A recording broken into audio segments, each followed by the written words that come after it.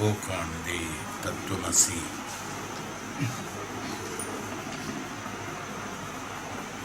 How the superimposition of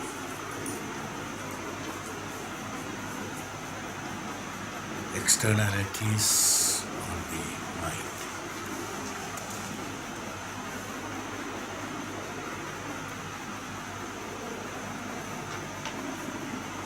Nothing is new. Only thing is only that we did not understand. Doesn't mean that this is new. From the inception, probably if you recollect or if you go through for many years, even during Reiki classes,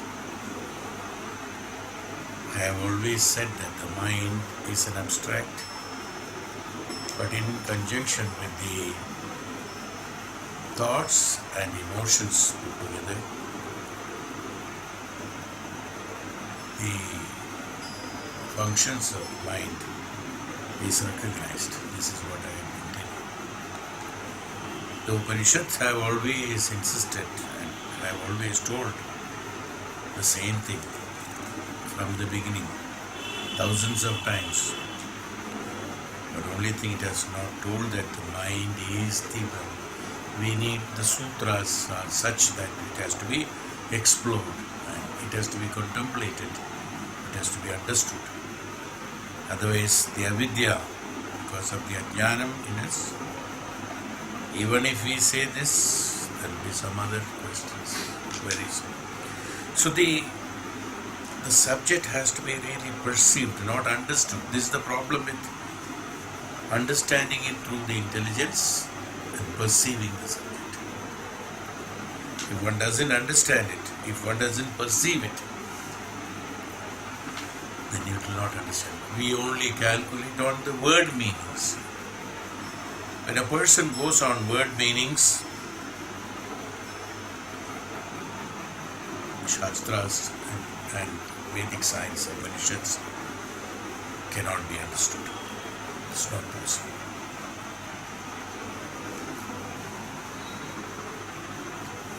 This is what is happening in the next paragraph we are talking about.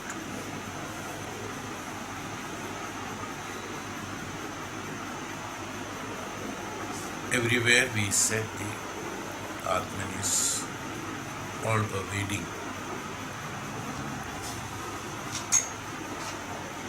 Thus, Avidya leads to individual soul, Jiva, to identify with his intellect, emotions and physical body, creative activity, sufferings and pain. This also in various forms and shapes I have already explained. The Avidya leads to the individual souls and Jiva. Jivatma is an identification by each individual. This I have already told even when we took our Upanishad, last Upanishad, Chandogya Upanishad, we said that. It's only for the purpose of studies that it has been told that Paramatma, Jivatma, Atma, Jivatma, etc. etc. Such classifications are made only for studies.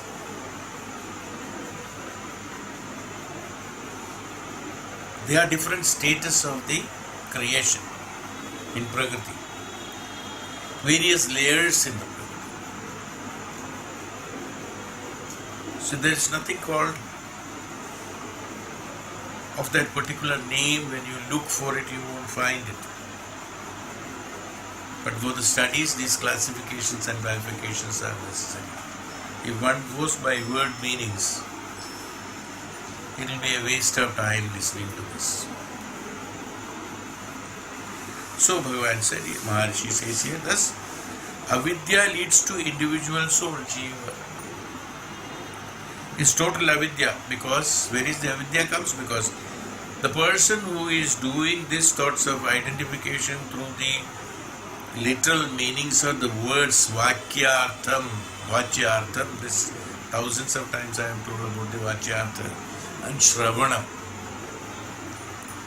This identification of Shravanam and Vachyartha has to be clearly understood. If it is not understood, well, it is just listening like a Purana and a story. That's why it's no more interesting to people. Why? Because this has an in-depth reality hidden, which has to be explored, exploited, identified and absorbed. You cannot see it, you cannot observe it. You cannot see an atom. You cannot see the bifurcations of atoms. But the bifurcations of atoms have been done and the names have been given to that. They are existing. If it is divided, they are existing. But is it necessary to have that? It is not necessary. So, Bhagavan Maharishi says, Tapas Swamiji says here, thus, Avidya leads to individual soul Jiva. The identification of the I individual is based on the Jiva. Each one is, I am a different quality of soul. I am a different Jiva, I am a different Atma, I am a different caste rate and all, very low of course. I am a Jiva, I am a Sharire, I am a Mana, I am so and so, I am so and so, I am so and so. It's exactly same as we are identifying each individual as I. I am different from the creation. I am different from the Prakriti. I am something superior, inferior, good, bad, right, wrong. This analysis will come. The Sharirik analysis comes only by the virtue of great quality of Avidya. To identify with his intellect, emotions and physical body, creating activity, sufferings and pains, they are all attached to Avidya, nothing other than that.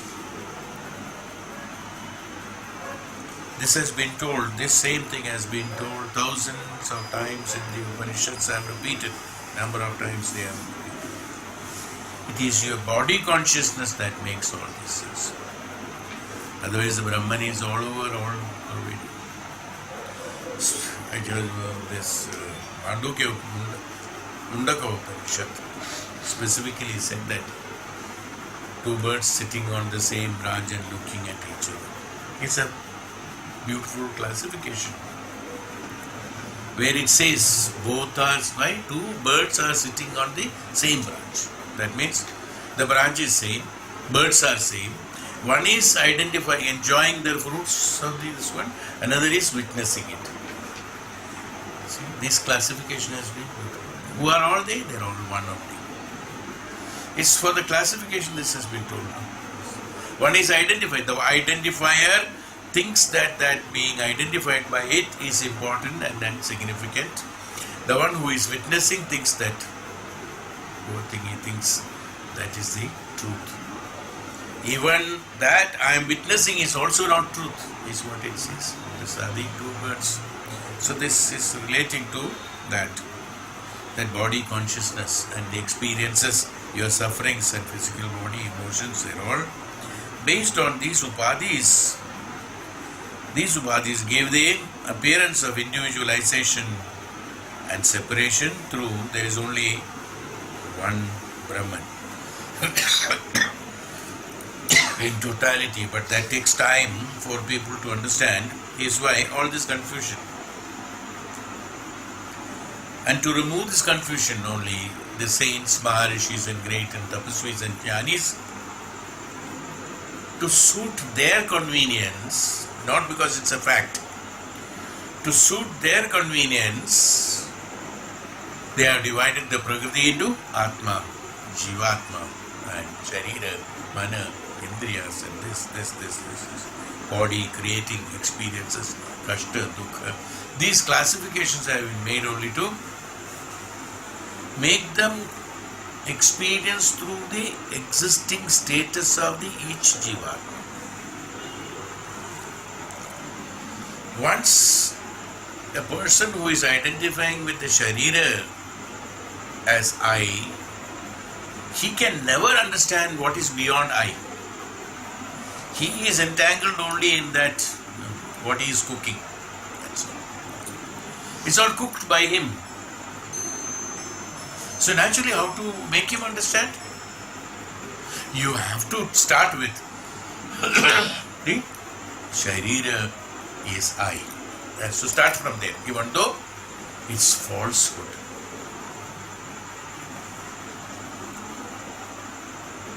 How the judges and court and these things all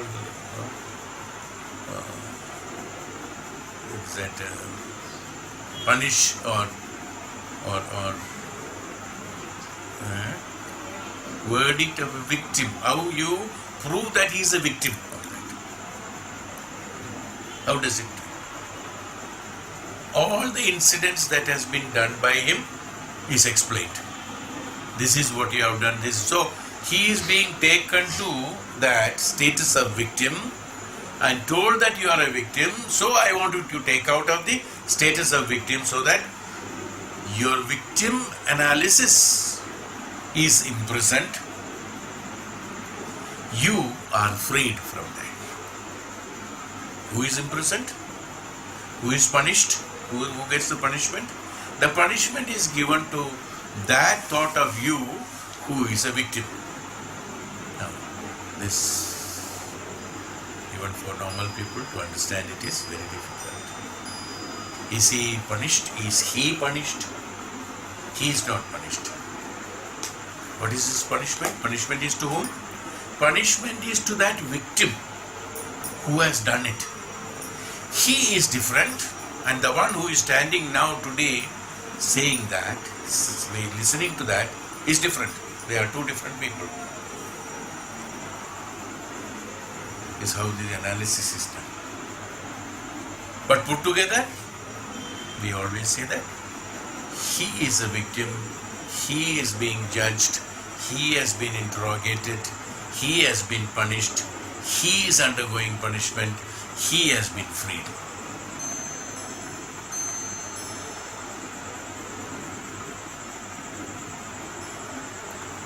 Everything is associated to that one. But in order to make him understand, these analyses are absolutely necessary. So a person who is body conscious has to be started with the explanations of start from the body. Is why so much of explanations were necessary in order to make one understand. Each one has to be started from their status.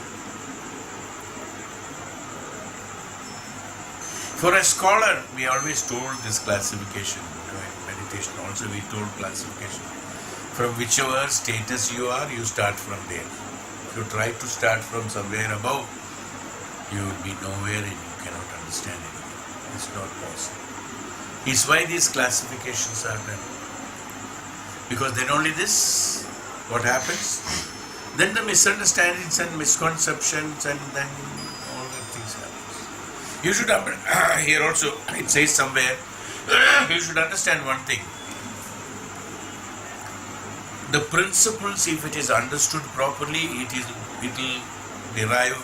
you will derive benefit out of it. If the same principle, if it is not understood benefit out of it, not understood properly, it will derive destruction to you. Why? Because it's being misinterpreted and utilized will create destruction. But if the principles are understood, then only you get it. That's why I take the pains of explaining with examples of so many examples, even though sometimes it is foolish, sometimes it is jovial, it is something simple, sometimes complicated. Why am I doing all this? It's all because of to make one feel and understand that the truth is totally different. You should not, the perception capacity has to be not on the vakyartham, vachartham. Should not be based on that. Everything Upanishads have already explained. All these things, all these Upanishads we have already explained about the status of the Brahman. Everything is meant for the Brahman. all the activities are meant for Brahman. Even I have told that you are born in order to renounce yourself and attain with the Brahman. So that everything, the purpose is Brahman, the reason is Brahman, the cause is Brahman, the effect is Brahman, everything is Brahman. So each and every, I have also remember very distinctly that I have told number of classes. There is Brahman in each and every cell of your body is as coming to that small split of extent, even though that splitting is no necessary. Each and every cell of the body is consisting of Brahman. Why? Because I have also made you understand this, if I remember correct, some time back. When you become emotional, when you get angry, when you get sad, each and every cell of your body is sad or angry. That means a superimposition on the mind of the emotion makes the whole system go into that. That means if you think of the Brahman, the whole thing goes into Brahman only. So is it Brahman or not? So this has been, yes, now then we look for clarifications word by word. Now it is difficult in Shastras, that's why Shastras are written so elaborate and so many thousands of books are available, but even then it is not complete. Even then today we are asking, why suddenly there is a new principle that mind is Brahman? Is what we are thinking. No? Why? Because it is Vakyartha. Even though so many Upanishad, 12 major Upanishad we have completed. It's because of the misconceptions. That's why this understanding is totally different. If it is not understood, if it is not perceived, understanding through your intellect, that's why he says that here, the individual soul, Jiva, to identify with his intellect, emotions, physical body, creating activity, suffering and pain, all these are absolutely Avidya, nothing other than that. The Upadhis give the appearance of individualization and separation, although there is only one Brahman, in identifying with the various sheaths of individual being. There are 6 sheaths, if I remember correct. We have already explained this. Number of sheaths in Ishavasya Upanishad.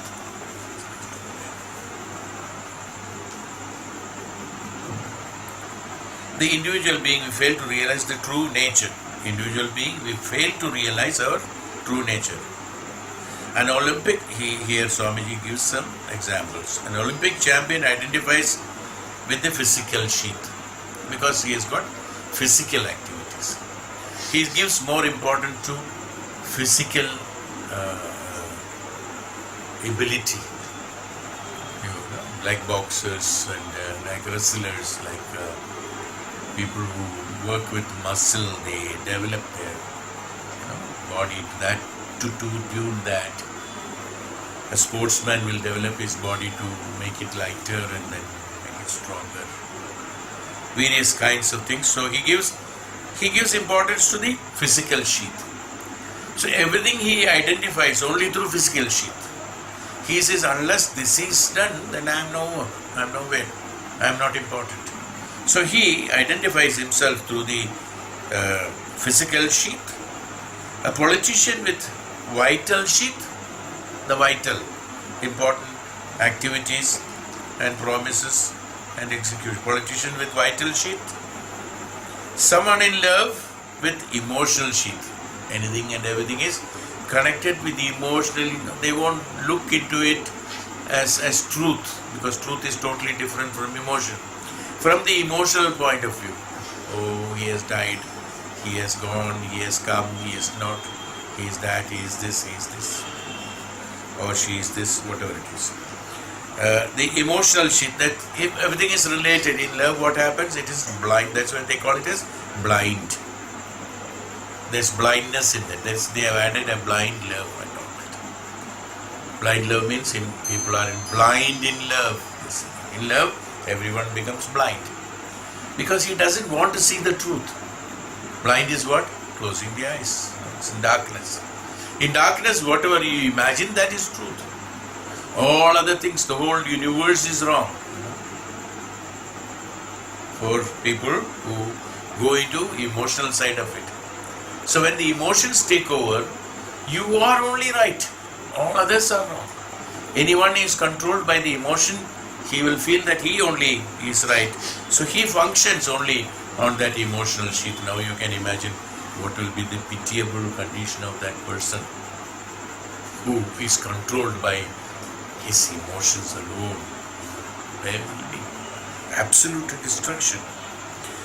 A professor with his intellectual sheet, he will analysis, he will explain what book says, this book has told so and so, theory has told, theorem is like this, there's nothing can be against that.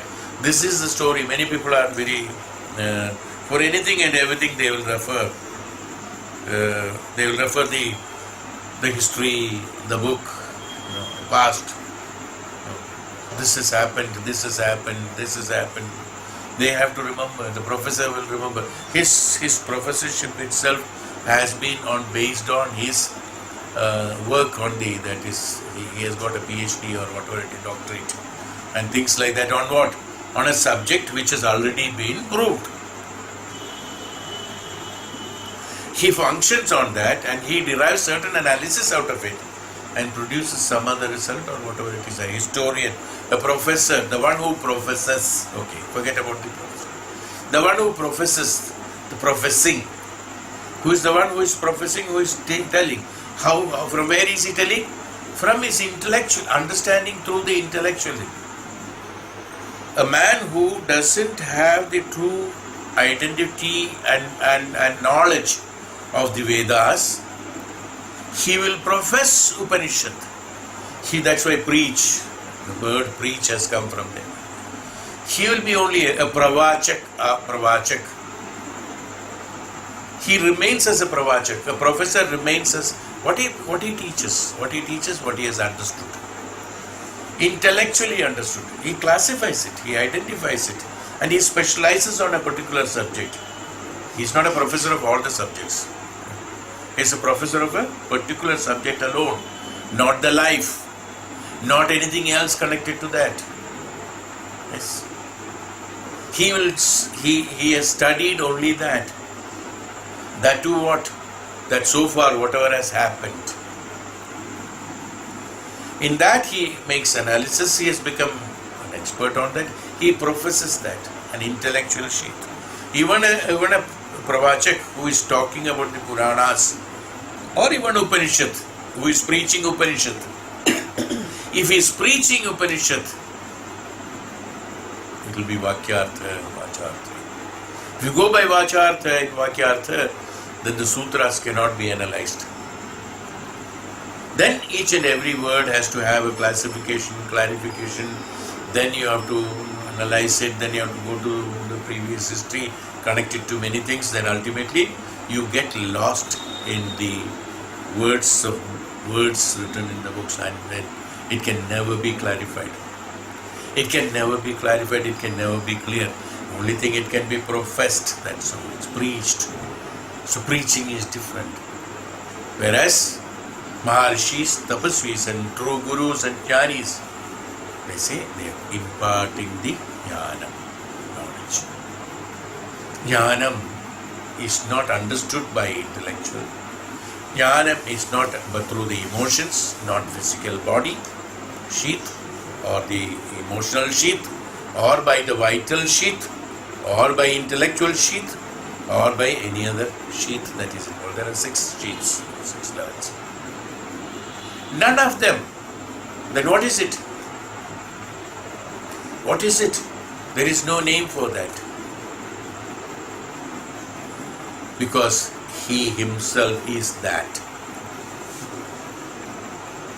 When he himself is that, then that's why we said you must have heard me speaking number of times that a person who really understands and knows Brahman only can explain about the Brahman, can explain about the truth, because he is a Brahmajnani. The Brahman alone can explain about the Brahman. No one else other than the Brahman can explain Brahman. It's not possible. The Brahman alone can explain the Brahman. So, when you are listening to the Upanishads and Vedas and Shastras, it has to be on a different level. That's why we started from the 25 years. We started from the lowest. There are so many contradictions I might have made of late. What has been spoken in the beginning, because in the beginning, through those contradictions only, one could be learnt, one could be taught, one could be professed. Gradually making a person understand, rising above the level of the physical level to the emotional level, the spiritual level, to the emotional level and the mental level and the intellectual level, we come to the spiritual level. Many of those things what has been explained will be falsehood. It will be false. But it was necessary then. Was it wrong? What did I say? No. It was necessary at that point of time, but after taking classes for 25 years, having crossed so many Shastras, having learned so many Shastras, so many important, all the important Upanishads except Pradaharanya, all other important Upanishads have been taken. All Shastras have been, most of them have been taken except one or two Sutras are there, Brahma Sutras are there, Shiva Sutras and other things, Stavakra. All those things are explaining about the principle. Everything is explaining about the identity of Brahman. So if we cannot understand that, and if we understand still on the level of the Vakyartha, if you want, now what is Brahman that you are not explaining? Brahman looks like this, Brahman looks like this. Then only we are in a position to understand means. Your level of understanding is very low. That means you are still functioning at the emotional and the mental level, not even in the intellectual level. Because in order to do analysis in the intellectual level, there has to be certain perceptions. Basic principles cannot be deviated. It's not possible. It's not to be changed. One who is happy and pure all the time identifies with the bliss. He is in the bliss sheath. Who is closest to the self, closest to self-realization, who is always in the, it's not the happiness, it's not the, I would say, here he has said who is happy and pure all the time. I would call it as pure. It's not the happiness. Happiness again comes to an emotional level. I mean, in a normal course of happiness, samtripti, santosha, sangati, all those things comes with the emotional level. Whereas in purity, I don't know, what do you call it? That's why in the Upanishads or Shastra, in the Upanishads, some of the Upanishads, or in the Dhyana Shastram, as well as in the Puranas, they have told about the Ananda Avastha. Ananda Avastha. What is Anandam? Nobody knows what is Anandam. We all say Anandam is happiness. Is Anandam happiness? It is not happiness.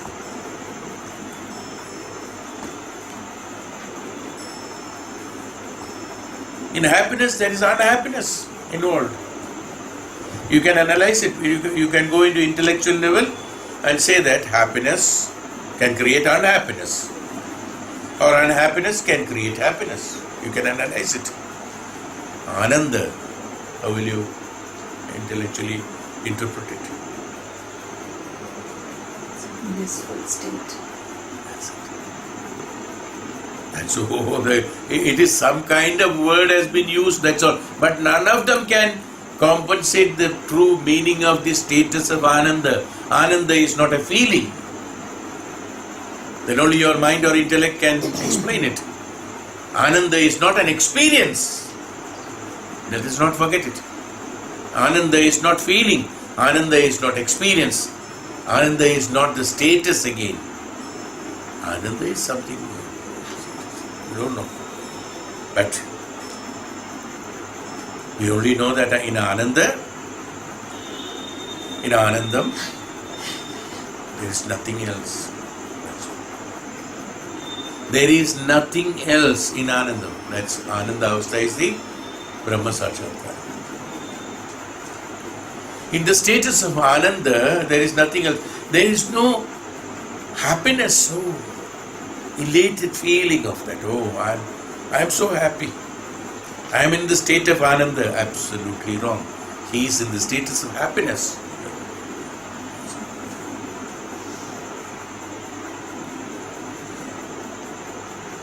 Probably that's why Swamiji has told one who is happy and pure all the time identifies with the bliss sheath. Identifies with the bliss sheath. That's why probably he has told that already. Happiness has been used. Happiness is not at all the bliss. Happiness cannot be attached to bliss. Is my contention, of course. I am not contradicting him. I am supporting him. It is complementary actually. It is not contradiction to his statement. Happiness is not bliss. Happiness can never reach you. Never reach you the status of bliss. If you are happy, you will look for happiness, more and more of happiness. So that means when you are looking for happiness, you are unhappy, and when you get happiness, you are happy. Getting happiness is, being happy is only a fraction of a second. Looking for happiness is the rest of the life. How long are you happy? Just at that fraction of a moment when your blood pressure goes high, then you are happy. Immediately after that, happiness is gone.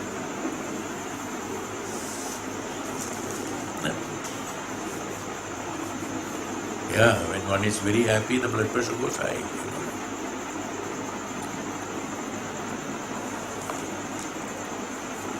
I hope we clarified the happiness. Why I said was, and pure all the time identifies the bliss sheath. The one who is identifying with bliss sheath, bliss, the bliss is at the avastha of blessed. The avastha of blessed is that the one who has got, when you sometimes what happens in the status of the icha and all that, he goes into the status of bliss, where nothing is known, nothing is available, nothing is to be known, nothing is identified, no sharira, no feeling, no existence. Sthala, Jala, Brahman, we said in Puranas, no Sthala, Jala. Which is Sthala, which is Jala, we don't know. That status. Brahman, that status of the Bhranti, is the status of bliss.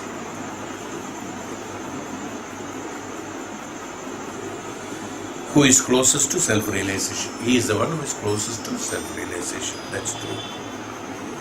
None of them, anyway, including that person who is in the identifying himself nearest to realization, nearest to bliss, or staying all the time bliss, including him, starting from the physical sheath, which is the lowest, who is giving importance to that sharirika avastha, then the vital sheath, then the intellectual sheath, then the emotional sheath, and then the bliss sheath. None of them for They are all prisoners. As we said, who is imprisoned? All of them are imprisoned. For the bliss sheath is an upadhi as are all others. Now he classifies it chain. We have already told this also. Whenever there is a bandhana, the chain, whether it is made by gold or the old boya string, the chain is a chain.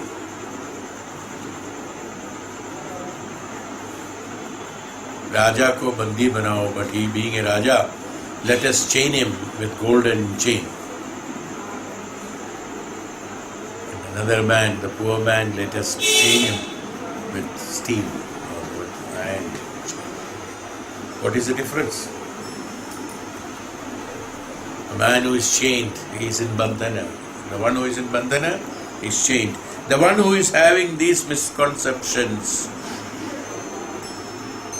on the aham, on the I, they are all imprisoned. That's why I told you some time back, when a person is imprisoned, who is imprisoned? The one who is a victim is imprisoned. The same person, when he is freed of the status of victim, then he is freed. It's the same person. Then who was imprisoned? It was those emotions or those activities or those functions what was there. He is imprisoned. There are so many spiritual people have been arrested for wrong activities. They called themselves as spiritually evolved persons. They are the ones who are preaching Shastras. Whether one is preaching Shastras or one is practicing Shastras, somebody says, I am practicing Shastra. Whatever has been written in that Vedas and Upanishad as a karma yogi, I am following that. Whether he is professing that, whether he is professing that, none of them are freed. They are all bound by something or other. They are all bound. They are all chained. Who is the true? Who is a true jnani? Who is a true jnani? Who is a true person who has identified himself with the Brahman is always that he who lives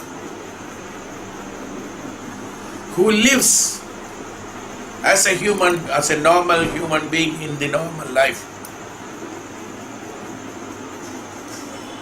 who has got a sharira, who has got a mana, who has got an activity, but you will misunderstand in doing that he is the one among us. But his consciousness is always merged in the consciousness of the Brahman. The layam of his consciousness is already taken place. He is in a position to use that consciousness or consciousness, the Brahma Jnanam, Brahma Vidya, Brahma Sakshatkaram, to utilize himself as a human being in Prakriti or XYZ in Prakriti, show others as similar to them so that the others are attracted to him or mingled with him, so that he is in a position to transmit this jnanam, this prakasham, the jnana prakasham to them.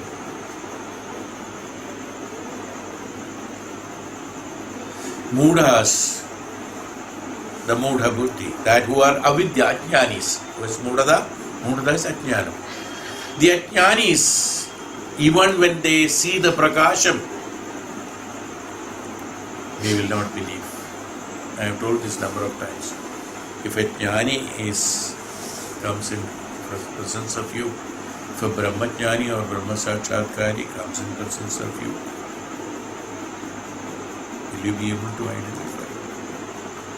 One should be able to identify is the one who is working towards the spirituality. The one who is connected with the bliss. That's why he said that, who is closest to self-realization, the one who is pure, all the time identifies with him, with the bliss sheath. He will be in a position to see the light in him. Again I said about Adi Shankaracharya and Chandala. Within a fraction of a second, how could he understand it? He is in a total different form which is rejected by everybody. The Brahmanas those days told that he is a Chandala, untouchable. But he is Bhagavan. They cannot understand. If he comes in front of you, cannot. And why is it? Because you do not have the capacity to identify. You have to earn that capacity. You have to earn that eligibility. But if you look through that's why these lessons are taught. So many Upanishads we have undergone. By this time one should be able to project the jnana through the third eye and identify the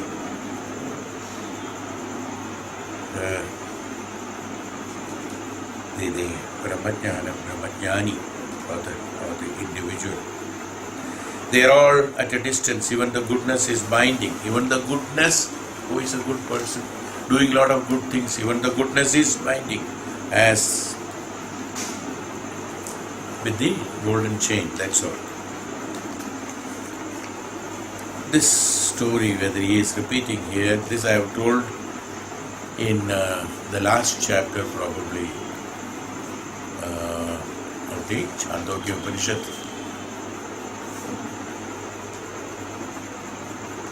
Once Devendra and the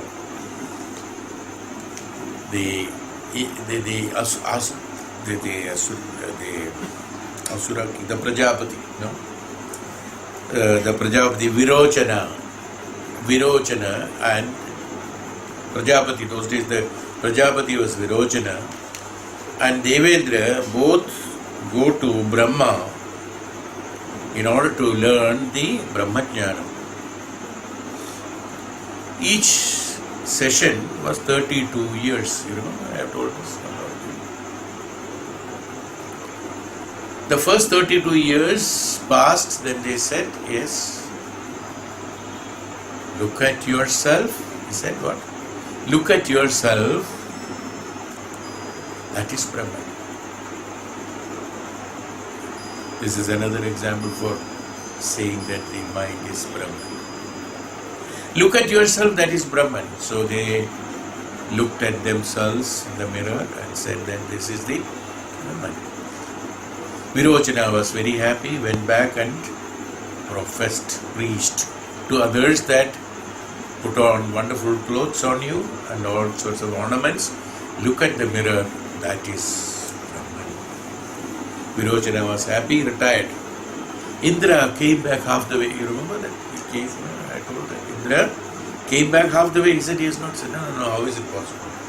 It's little more, on a spiritual level. No, Bhagavan, something wrong. Fine. Another 32 years. Went for another 32 years, then Swapnavastha. Whatever vichara, that is Brahman.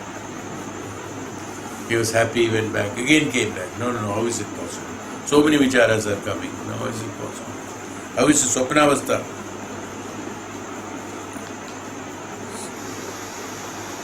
He said in the second period of 32 years, discipleship, he decided that the dreaming self is the true self. That's the Swapnavastha. Dreaming this.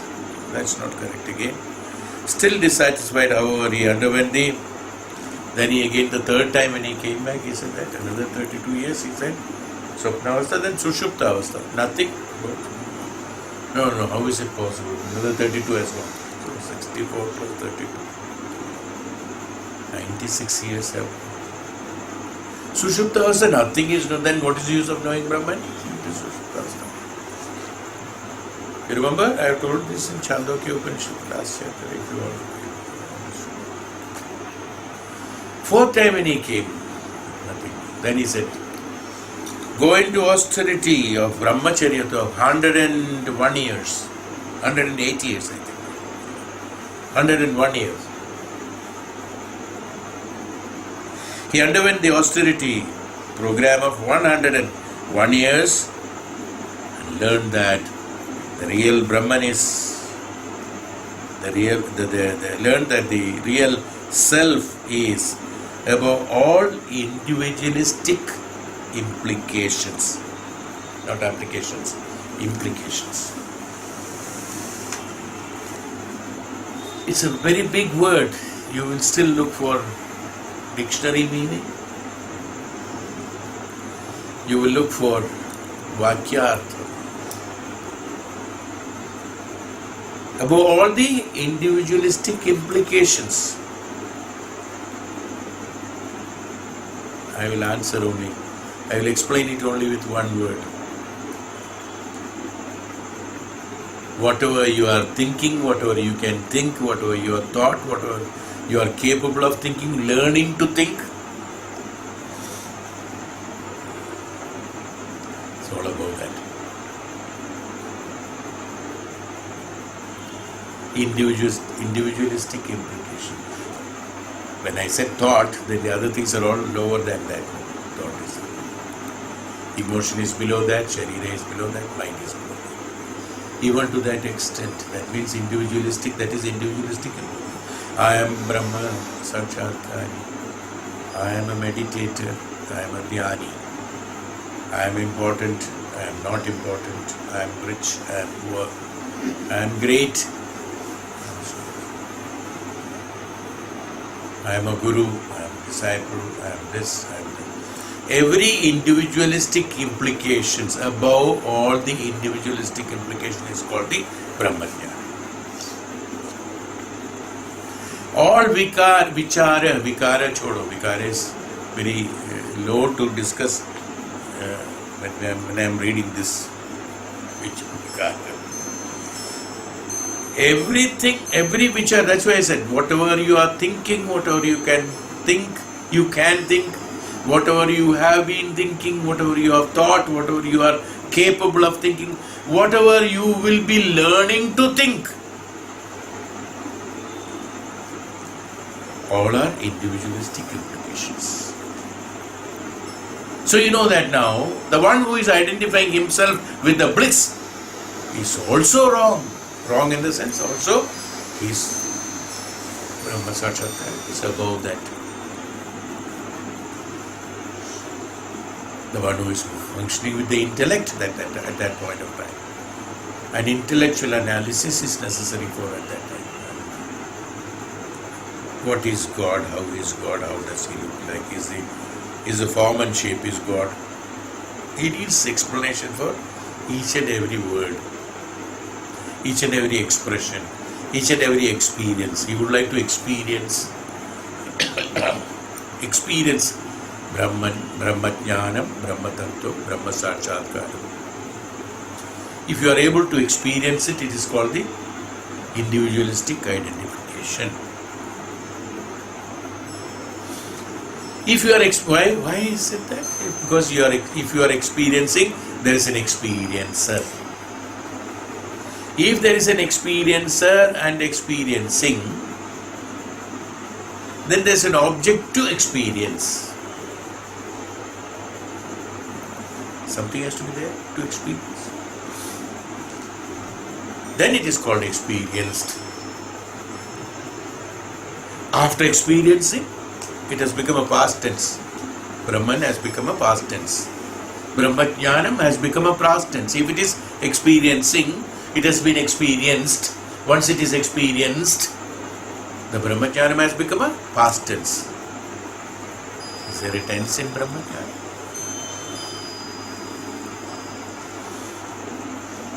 None of them are that. It's not possible.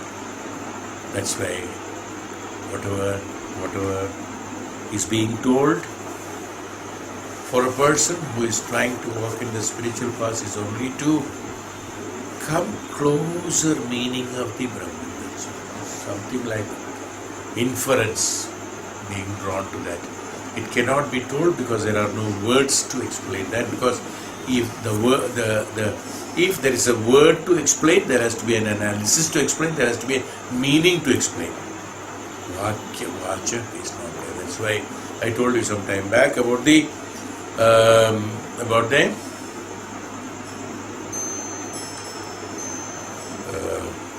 these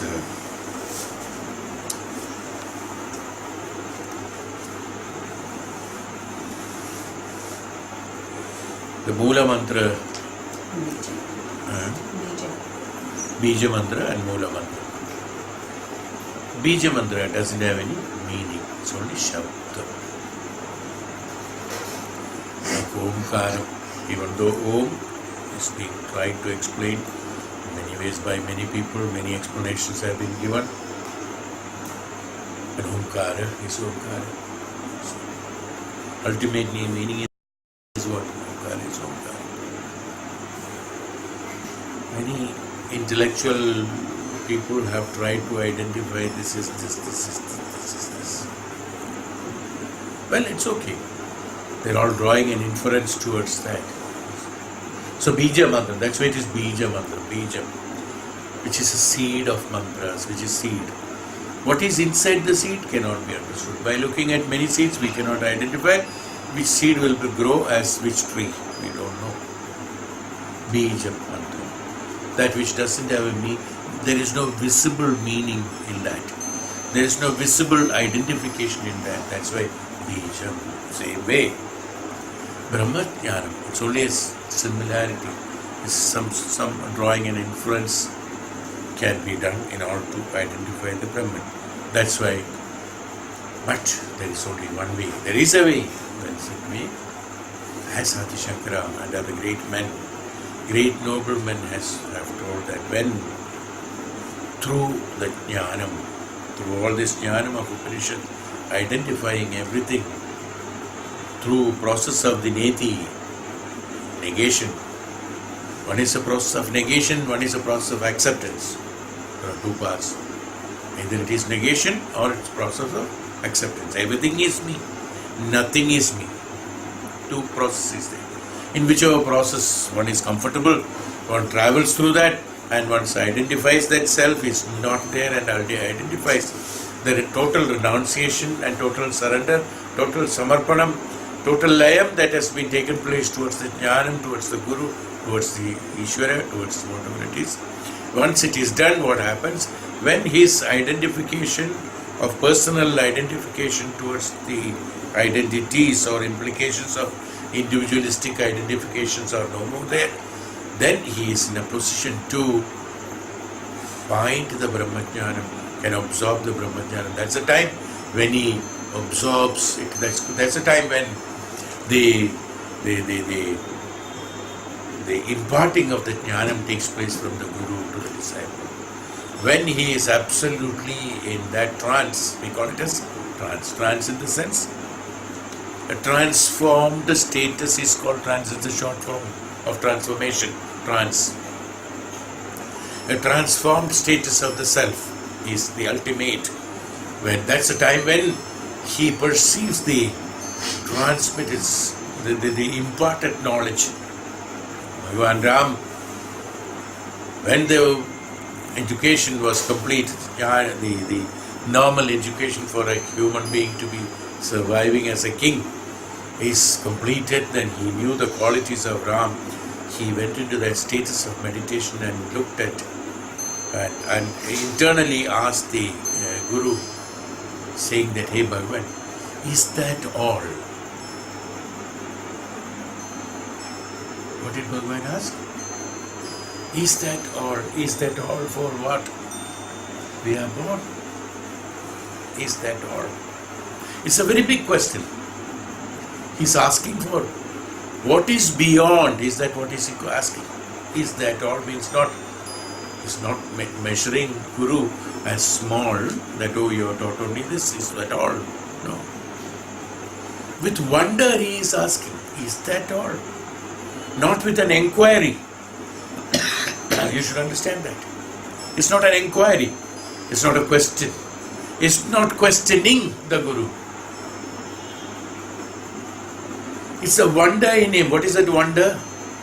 Wonder is that which is there but I am unable to experience. It's called wonder, is it not? Oh, that is a wonder in the world. It's a wonder in the world. That means which I cannot imagine, I cannot perceive, but it is there.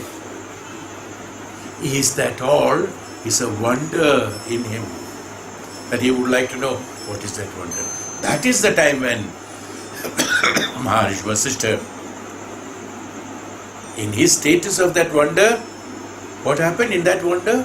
That's the status of Anandam. In that wonder, he has not recognized or realized and recognizing his Sharira, Mana, position, Rama, Dasharatha and Mithila and this, that, nothing. Or brothers, or he is in ashram, or Vasishtha himself, sitting in front of Guru. Even that is not there. He is in his wonder and asking the Guru, is that all, Bhagavan? Okay. And he knew that he is ready to witness that Brahman. So Bhagavan, Vasishtha, takes him along, shows him all that.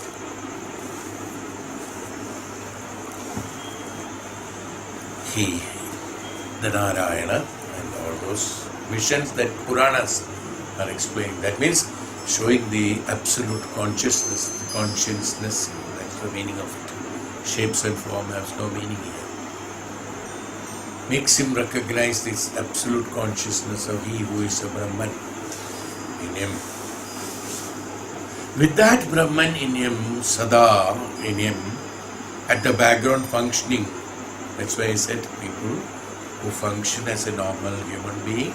Ram was a normal human being for those days, for those people. Today only we identify him as so and so. When he was Ram, when he was young, when he was Dasharatha Putra, he was only Rajkumar, that's all. Prince to others. A Vanvasi, as Ravan addresses him as a Vanvasi. That's all for others, because they could not see him as Ishvara. They could not see him as a realizer of the highest consciousness in him. Who could identify? Maharishis like Vishwamitra, Tapasvis and Jnanis, Janaka, even though Raja is a Rajrishi, who is a Tapasvi, who has got the absolute being, that means he is in the absolute renounced status. He doesn't have the status of the Raja, even though he is being called as Raja, he is never be as that. He, being a sannyasi, he could identify Ram is not an ordinary person. Only those persons who are really the true identifiers only could identify the Bhagavan in presence of them, standing in presence of them. And he could not.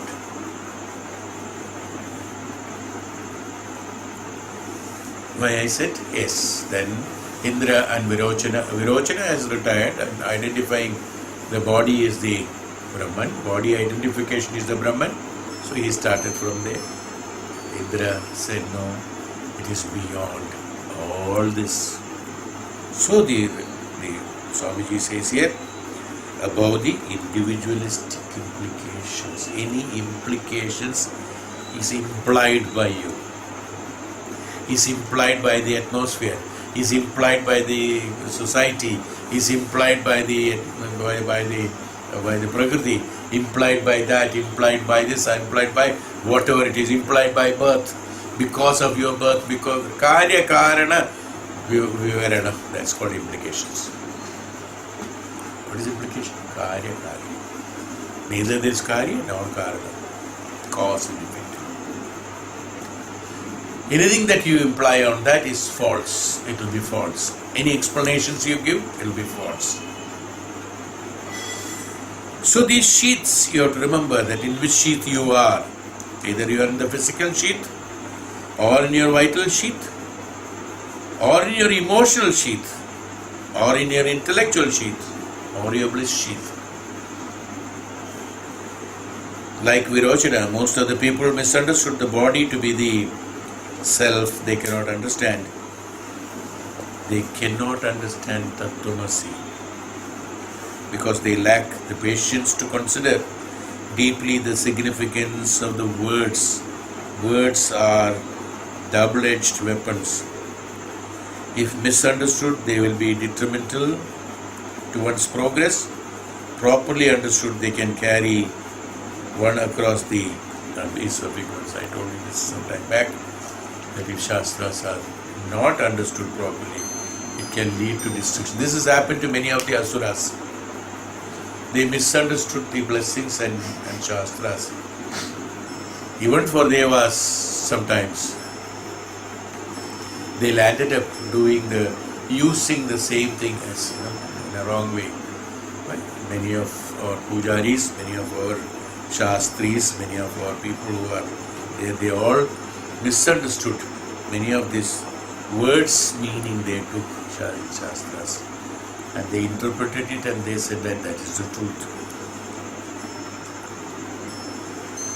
So they lack the patience to consider deeply the significant words. Words are double-edged. The significance of Tat Twam Asi can be grasped only after long, detailed and careful consideration.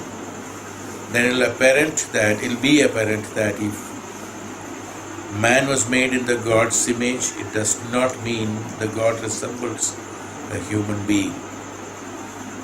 Rather, one must look into man and realize the God nature enshrined therein.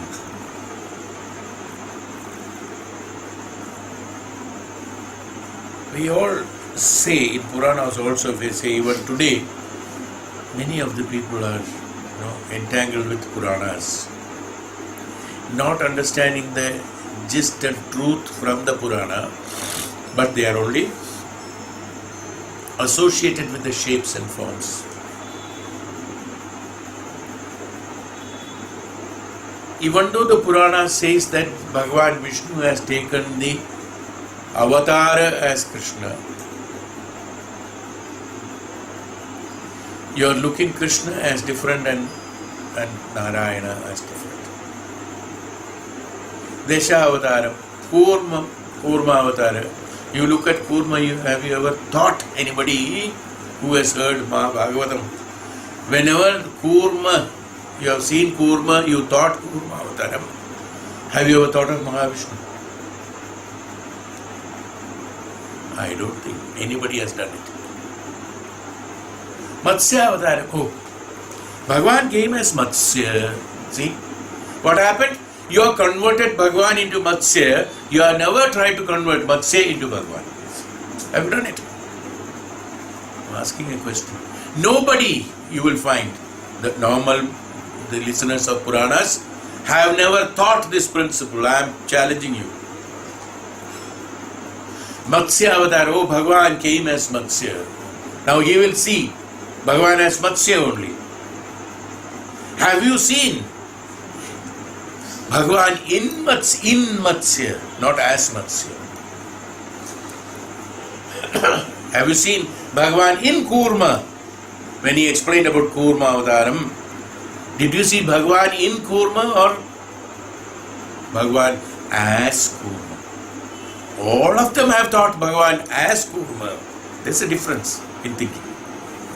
When Bhagavan in Kurma means totally different. Bhagavan as Kurma, Matsya Kurma Varam. Narasimha, we have got temples of Narasimha. We pray to Narasimha, even though Avatar. Who is Narasimha? Avatar of Vishnu. Why don't you directly do pranam to Vishnu? Why through the form and shape of Narasimha? Nothing wrong, you can do it. Because Bhagavan, as I told you in Upanishad also, any rupa you can assume and then through that you can travel towards Bhagavan. Bhakti Yoga is that. Nothing wrong. But that's not a fact, is what I am trying to do. You are stretching your path towards few thousands of janmas away. First you have to think as Narasimha, And to make you understand by yourself, Narasimha is no one other than Mahavishnu, it takes one more Janma. Because till last moment only you see Narasimha.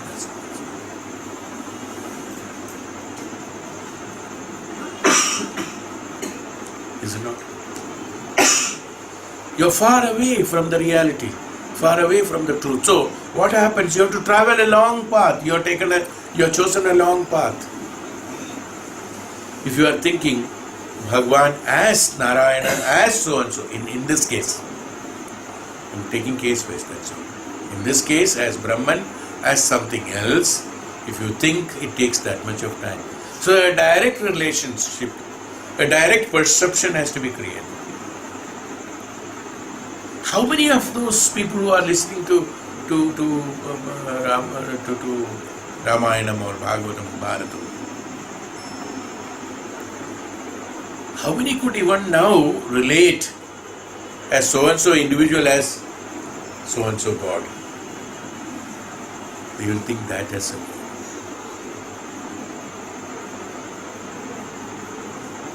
I will go only to Ram Mandir.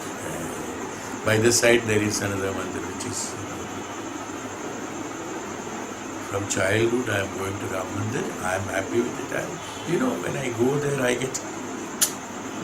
What to tell? Where's Bhagwan? What to tell? I cannot express myself. So I go to Ram Mandir. Hanumanji only I go. You know that Hanuman is the Sevaka of Ram. He is only Bhagwan. He is Vayuputra. He is Bhagwan Shiva. Everybody knows that. But I have to identify Hanuman as a Bhagwan and separately. I am not saying it is wrong. Please. We have enough freedom to think even a small insect as God and then go through that. Our Hindu Shastra has taught us that. In every tree, in every species, we have created a God.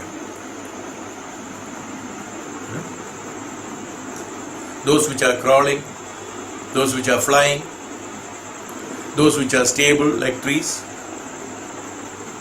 those which are human beings, those which are this. Everywhere we have got gods in that. That means what does it show? That means it's okay, fine, no problem. But when you understand, when you want to know the Shastra and Upanishad and Tat Twam and the meditations or the tapasya through the Jnana Margam, ultimate Jnanam, has to have layam into one. Everything has to be taken to layam into one. Has to be identified as one. This perception has to be there for a jnani. That's why the Maharishis and Tapasis who are sitting in Dhyanam, none of the shapes, forms, photographs, nothing is there in front of them.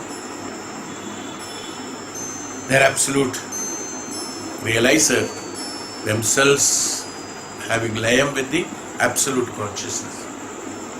They are considered to be the most powerful for us as far as the human beings are concerned. Whom we can see, converse and be in contact because he has also got a sharira like us. So we could relate with him. That's why I told you some time back. The great jnanis, tapasis, great Brahma Sakshatkar having the sharira among you. There are. Identify them. Is the capability that you rise above and so that you can identify them, so that you can relate with them very fast.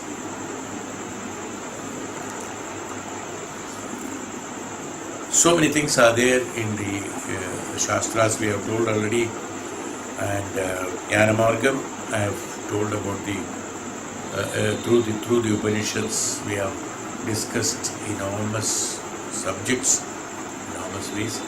Only has to be have there right perception, right layam has to be there. We don't try not to understand through the Vakyartha. Don't classify, don't analyze through the Vakyartha. You will go wrong. Bhagwan explains, Maharishi explains about Bhakti Yoga in the next chapter, because Jnana Margam is a very long chapter. We have already told about the Vedas and the Upanishads. Long and Brahadaranya Upanishad further is there. But one should be ready to really perceive it. There, noting down and by hearting will not do. Well, one can. It's not that. It is written also in prints, no doubt. But the purpose of learning is what? I have to derive the right benefit out of it, is not.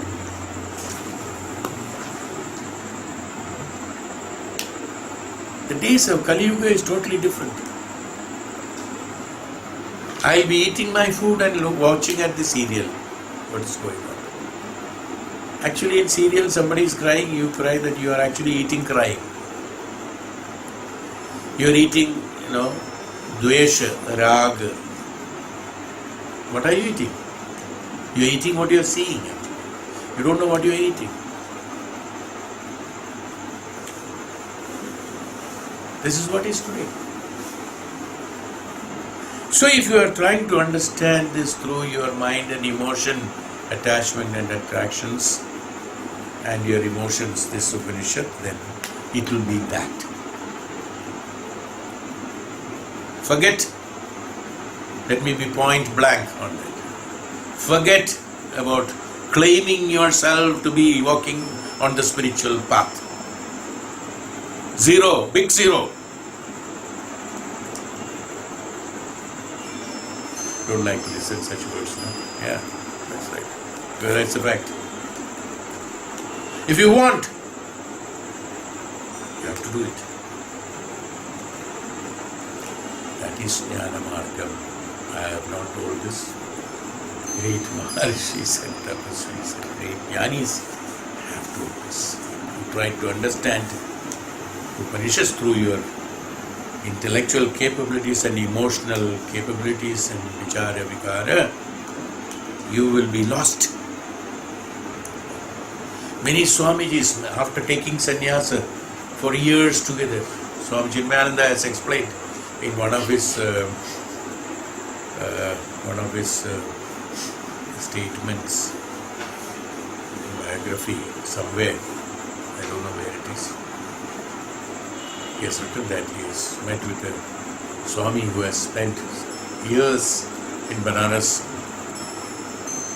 Then he came to visit him, and then after having a discussion in the night, in the evening, they retired, both of them, for the night. Next day morning, he found the Swami jumped into the river and committed suicide. He felt, one note, depressed. Having spent all these years, I did not understand. So I would like to end this life, at least next life, let me begin afresh. I don't know, something came. That's what Swamiji says, it has come to his mind. I heard him talking, or I read somewhere. Well, so Jnana Margam is the crux of everything. Ultimately, whatever you do, whichever marga you travel through, even Bhakti Yoga is good. Everything is good. Karma Yoga is good. Bhakti Yoga is good. Sannyasa Yoga is good. Or the Raja Yoga is good. Anything is okay. Everything is okay. Ultimately, you have to gain that Jnanam of the Brahman is that one. This is where you are traveling to. All our travel to that Brahman is one. And layam in the Brahman. Layam in the Brahma Jnanam, Brahma Tattvam, Brahma Sakshatkaram Brahman is the only absolute realization and absolute liberation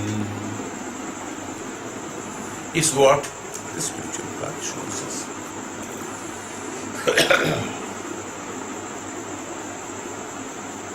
That's why Swamiji always says, Swami Chinmayananda, in his own way, he has got his own way of expression. His own way of expression. So that you have to take a cane and sit in front of them. That's the way. Don't be sympathetic to your disciple. Make them slog. That's what he says. Very firm. What for? Not to see that. It's not that sadistic approach of making some. What he means by, again, he doesn't mean that sadistic approach. He means that let them not take it easy is what he is telling. Let them not take it easy. That,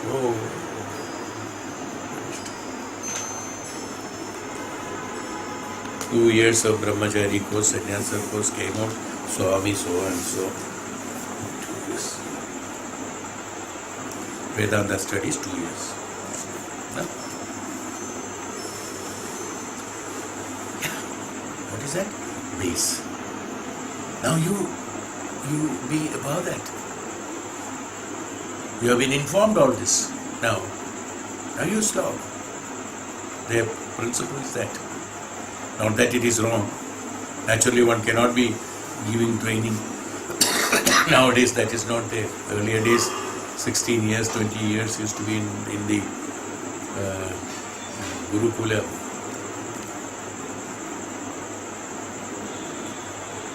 True religion does not consist in ritualistic observances.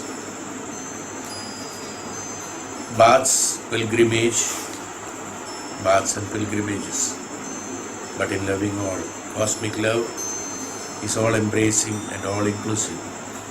In presence of pure love, all distinctions and differences, as well as all hatred, jealousy, egoism, are dispelled, just as darkness is dispelled by the penetrating rays of the sun. There is no religion higher than love. There is no knowledge higher than love. There is no treasure higher than love, because love is truth. Love is God. Don't take it to your convenience that love is that what you are thinking as love. It's not what he means here. Bhakti is that what he is meaning. I have explained about Bhakti, what is meaning of Bhakti. And Bhakt, who is eligible to do Bhakti and who is known as a Bhakt. This has been explained long back, I think, if I remember correct. Here also, this is what Swami Shivananda has written, this paragraph. Bhakti Yoga is a path of devotion. This is Bhakti Yoga. Bhakti is path of devotion. While Jnana Yoga is through the Jnanam. Raja Yoga to the rational and scientific mind. Raja Yoga. Rationalism. There is always a rationalism has to be created there. Rational, emotional, all that. And scientific, science, some kind of thing. What is a science? Science is that you derive a result out of it. It's a science. What is ultimate science? Science means what? What has been told?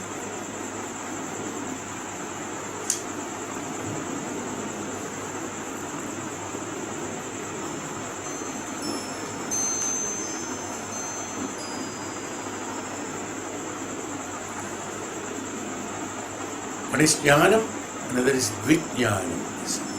Vijnana is called science.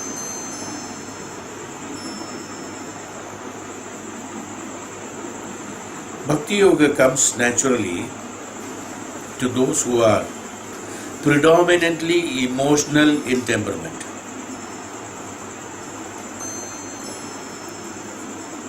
They are ruled by emotions. Everything is related through the emotions. Very, very difficult to come out of it, because the temperament is emotion. Emotion is absolutely based on cause and effect, based on rational thinking and also result-oriented emotion. Dukkham, disappointment, depression, for non-achievement. Dukkham by non-achievement. Non-acceptance, failure, all these causes. Dukkha, okay. And those are the things. Emotional and temperament.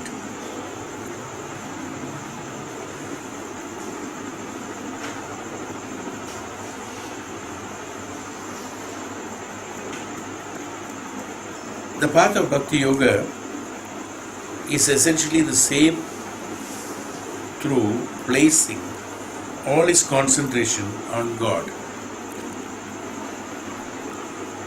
The devotee endeavors to increase his remembrance of the communion with the Lord.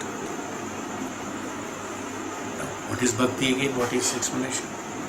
With faith, prayer, self-surrender, he attains direct perception of his ideal. It's called bhakti. Now you understood what is called the love. Not the love what we mean. Not an emotional attachment or an expectation or a result oriented. In the love, normal love, and in the in the bhautika jivan, sneham or vatsalyam, they're all based on result oriented. That's not about love. I have already explained earlier also. Love is that which can only be given is love. That which receives in the name of love is nothing but vyaparam. Vyavaharika jivan and adhyatmika jivan is different. In the bhakti, it is adhyatmika, it's not vyavaharika. Today you will find bhakti is vyavaharika. There is vyavahara involved in it. Adana pradhanam is there. Yes. Vyavaharam is involved in that. So what happened here? He says that it is with the faith, prayer and surrender. Now, what is the difference between this and the Jnana Marga? Here prayer is done to an idol. With faith, say Jnanam. In order to have faith, you should have Jnanam. Why should I believe that idol inside the temple? This has to come here. And what is God? Faith. Prayers. What is called a prayer? We already told. One is that apeksha, upeksha. Both are supposed to be wrong. Apeksha and upeksha. The prayer is wrong. The prayer should be only one. Then it is known as. That's why the prayer has been given. Not that prayer that what we think as prayer. Here the prayer is that what? That merge me with that. Like I have told you about the stories of many people like Pundanam and there's another saint.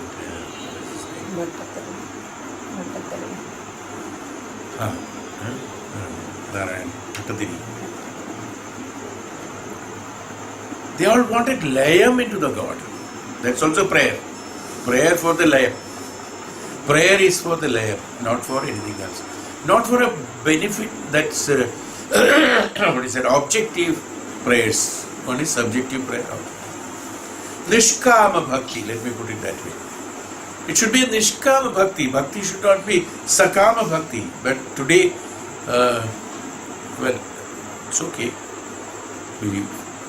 Everything is sakama bhakti. One can travel through sakama bhakti. Again, as I told you, nothing is wrong. Nothing is wrong. I cannot say anything is wrong. Nothing is wrong. Depending upon each individual, one can have the sakama bhakti. Through sakama bhakti, it converts into nishkama bhakti.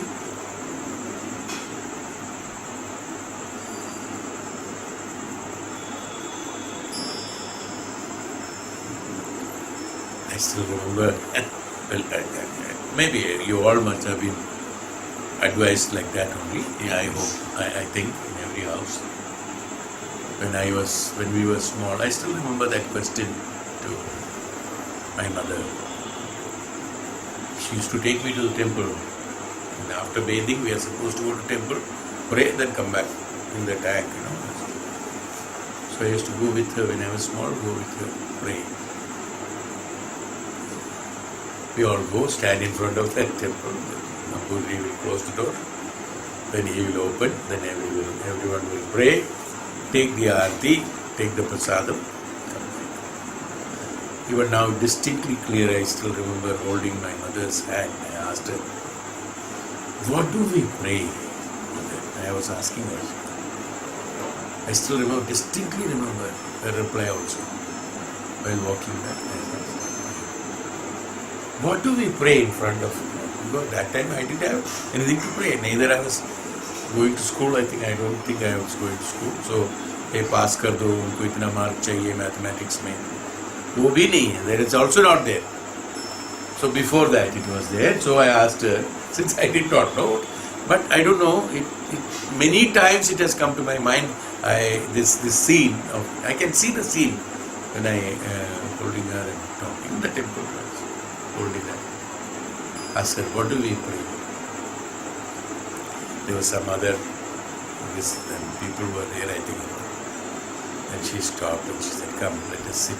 After praying, we are all supposed to sit for a while in the temple. Don't come back straight away. We know what is the reason behind, to absorb the energy. Sitting there on that small stone, this one was there, so we were sitting. What do we pray, tell me? She didn't know what to tell me. Small fellow, doesn't understand. But her answer was the biggest of Upanishads. She said only one thing, don't forget. She said, forget about what to pray.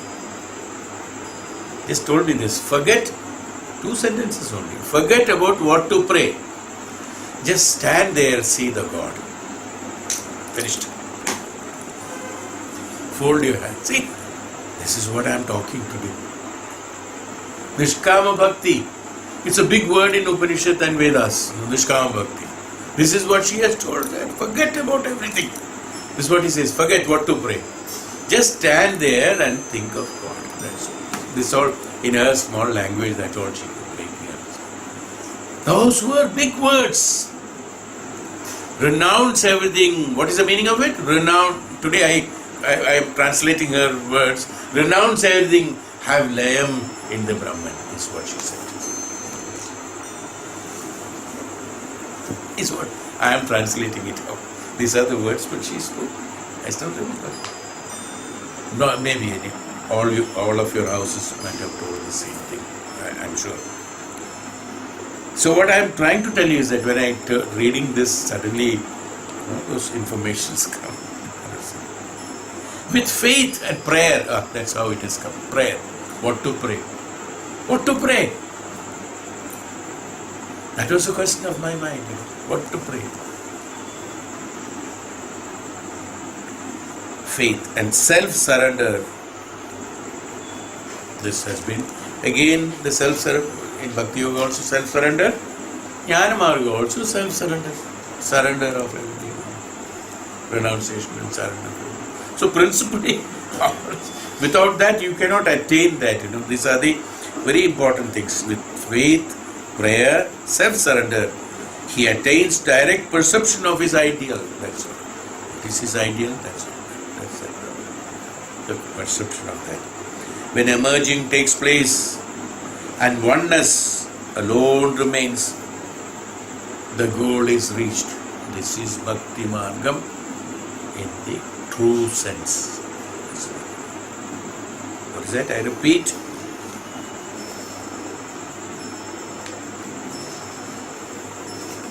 Through placing all his concentration on God, the devotee endeavors to increase his remembrance of and communion with the Lord.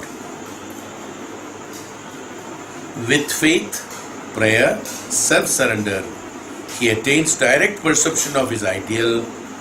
When merging takes place and oneness alone remains. When merging takes place, oneness alone remains, the goal is reached. Is what Bhakti Marga, in short. Now, he has explained further, a bit more. Converting the emotions. He has told that, okay, it doesn't matter, it is wrong. it's good and all that. But some people require it. So we cannot classify it as wrong. No. Let him cry. Through sadness, let him attain God. Fine, no problem. Kunti said, Bhagavan Krishna, don't give me happiness, let me be happy, so that I will be in a position to remember you always. This is what Kunti said. Because through sadness only, I could concentrate on you. Hey Bhagavan, when the war was won, I think Pandava said that Kunti, now you should be happy. She said, I am happy only when I am in sadness. That's the time when I could remember about you. Hey Bhagavan, so keep me that. It's okay, emotion. How to convert those emotions into bhakti? Now, is it sadness? Even though we call that, that means in the abhava of the happiness. Now you see, it's a great principle. What Kunti said, we all interpreted it in one sentence. That Kunti said in the when I am in sad and when I am deprived, when I am in sadness, keep me in that, then only I remember you at all time. Hey Bhagavan, don't pull me out of it. So I don't want to hear that happiness, that what you call as happiness. Or that doesn't bring happiness to me. I would like to remain in that sadness. Is what the word what Kunti said. I would like to remain in that sadness so that I can remember you always. Hey Bhagavan. Is what she said. What does it mean actually?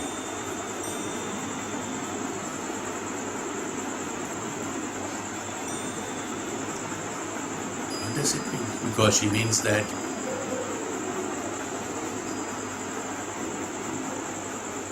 when she said about happiness, what he said, I would like to remain in that. Not that she would like to remain in sadness. She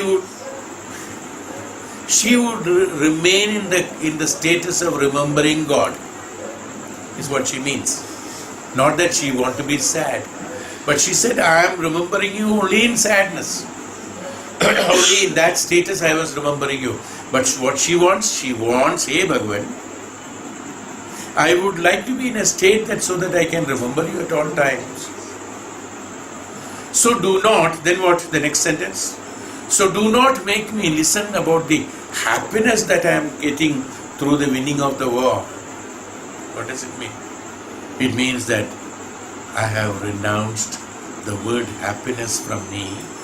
I have accepted the word of bhakti in me, not the word of sadness, nor the word of happiness. On this side was sadness, through which I went into bhakti. Today you are telling, getting mukti from the sadness, and you are putting me into the happiness, where you are putting me into another world of forgetfulness. Neither the sadness nor the happiness that make me, both I have renounced. Hey Bhagavan, I would like to remain in the status of remembering you. Is that what Kunti said? Not that she would like to be sad. Not that she wants, and she said, immaterial, whether who wins the war. What is that? Renounced everything. Renounced the happiness means what? Renounced the attachment towards the sons. Renounced the attraction. Renounced the position. Renounced the happiness. Renounced all the statuses out of it. Why? Layam in order to have the layam into Bhagavan, I renounce everything. Is called that oneness alone remains.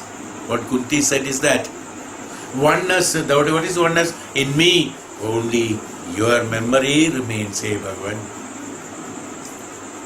I do not want to be in that sadness. Maybe I have gone into sadness. I converted my emotion of sadness into Ishwaratva by praying to you. I attached with you. Now I don't want to listen about the happiness of winning of war by my sons, because I already renounced the war, renounced the sons, renounced the activity, renounced the country, renounced the result of attainment of happiness out of it. Everything I have renounced. Is the meaning, and when merging takes place, This is what happens. What I want to tell you is that an example. When merging takes place, oneness alone remains. What is oneness? Hey Bhagavan, I remember you only. When, as I told you many times, I repeat it. Whenever we are thinking of something, we become that. That's why we become emotional. When we are becoming one, thinking of Ishvara, God, or the Jnanam, or Jnani, or Bhagavan, or Guru, or the Maharishi, Tapasvi, great, absolute consciousness revealed people. When we do that, we become one with them. That oneness brings that bliss or ananda. In Bhautika Jivan also, when you think of something or someone, you become that. That's why you get emotional. 2 years back, my mother died. Suddenly, a drop of tear will come. You see, so many years back, my mother passed away. My eyes will get filled up. Why? I am emotionally attached. That emotions takes over me. Why? Because even though mother has died, 20 years back, how does it matter now? But emotionally, you are controlled by the emotions. So what have become? You have traveled towards that state. Where have you gone? Maybe 50 years back. You have traveled 50 years back at that fraction of a second and became emotional because you are witnessing the death at that time. Oh, I was so happy when I was a child. You go back to those days.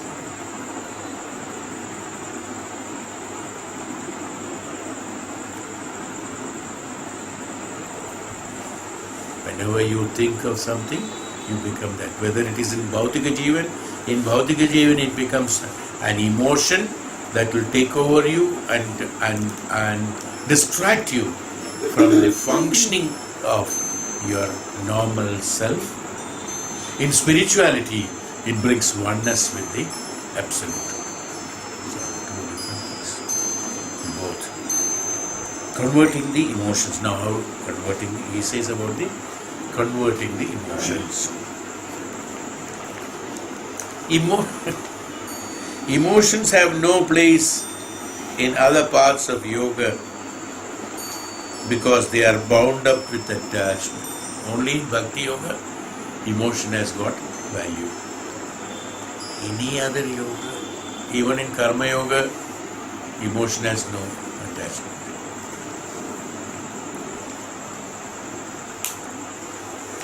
They are rigorously uprooted from the other yogas. However, the bhakti converts the emotions into unconditional love to the God, which is neither binding nor selfish. The emotions, when channeled properly. You have to note this. Not the first sentence, the second sentence. The emotions, when channeled properly, can be used to attain liberation. Any emotion, any vichara, as I told you some time back, can always be converted into the benefit of us. That's why this vichara and vikara has been given to us. Why the emotions have been given to the indriyas and mana? To utilize it for the benefit of us. Convert the emotion into bhakti. Convert the emotion into surrender. For the purpose of surrender. Enough is enough. Enough of sadness. I would like to surrender.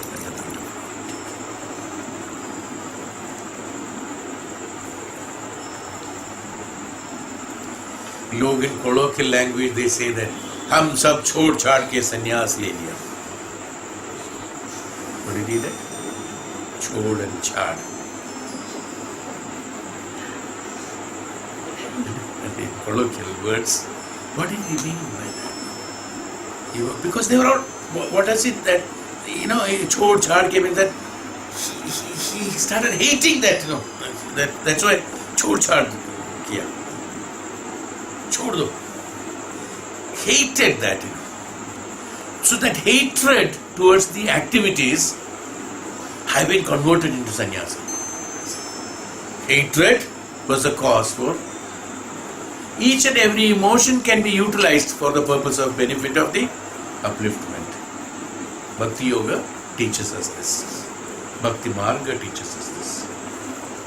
Through emotions, through sadness one can know, yes, dukkha. Through dukkha to everybody, whenever dukkha comes, Bhagavan. Whenever happiness comes, that is not there. And also when fear, when it comes Ravana, fear comes, then also Bhagavan. Samne mein the fear is there standing in front of you. Some kind of fear, immediately only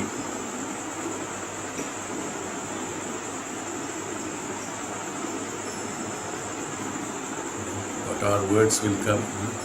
Some Rakshaka, some Palaka, some Rahimam, some Rahimam.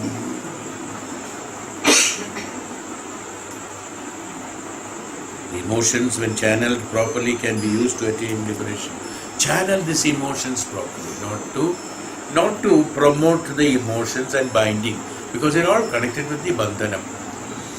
Here, emotions are very strong bandhana, it creates emotions. Start multiplying now when you think of them emotionally. The practice of Bhakti Yoga transmutes the lower emotion. These are all we already learned in our Chandogya Upanishad. The lower mind or the lower consciousness and the higher consciousness. We have learned this bifurcation very, very clear. And there is no interference from here to there. There is nothing.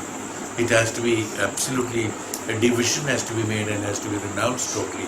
Then only the transformation takes place. It's not a transmission, it is transformation. So emotions is weakness and must not be equated with divine love, which manifests as peace and joy. The lower emotions are not suppressed, however, but are utilized and sublimated. Without emotions, there is no love. Without love, one cannot approach the infinite love, that is God. Through the higher emotions, the devotee reaches out to the divine. His practice is carried out by both formal worship and by seeing the Lord in all names and forms at all times. With purification, the receptive heart receives the continual flow of divine love. Love is an emotion here, as the affection towards the Lord is also love, we can say. A continuous flow of love is not an attachment. God is not an attachment. Neither you attach with the God nor God attaches with you.